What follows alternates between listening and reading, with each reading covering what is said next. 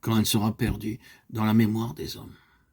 Les miroirs demeureront pareils à des flaques d'eau. À travers les vitres, nous regardions l'aïeule qui allait, venait dans le jardin. Elle était coiffée de son sombre chapeau de veuve. Sa main droite était armée de longs ciseaux. Elle coupait les fleurs qui transformeraient la maison en un odorant cimetière.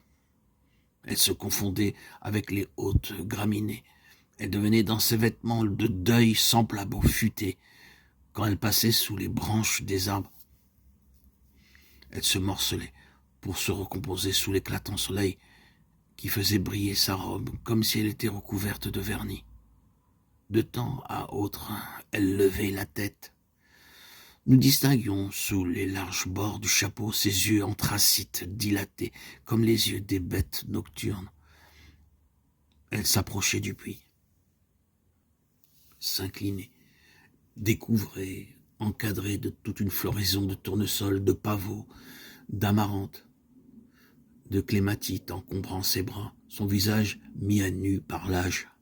Ce visage, nous le voyions tel qu'elle le voyait, fier, détendu, sculpté à jamais dans le temps.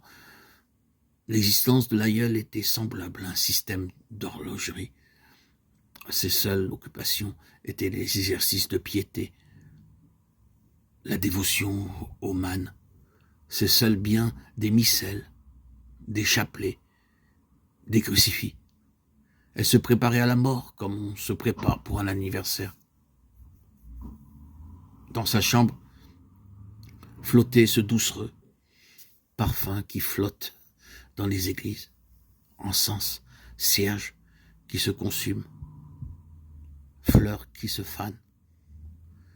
Dans cette chambre, chaque mouvement, chaque geste, chaque regard avait une signification particulière.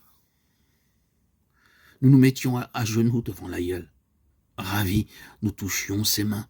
Nous ne savions plus si nos mains étaient à nous. Nous contemplions son visage affiné par l'âge. Nous ne savions plus si nos yeux étaient à nous.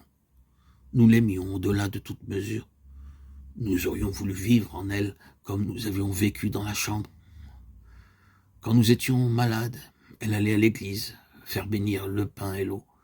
Bois et mange, disait-elle, le sang et le corps du Christ te guériront. Bois et mange lentement, car ceci n'est pas une nourriture ordinaire.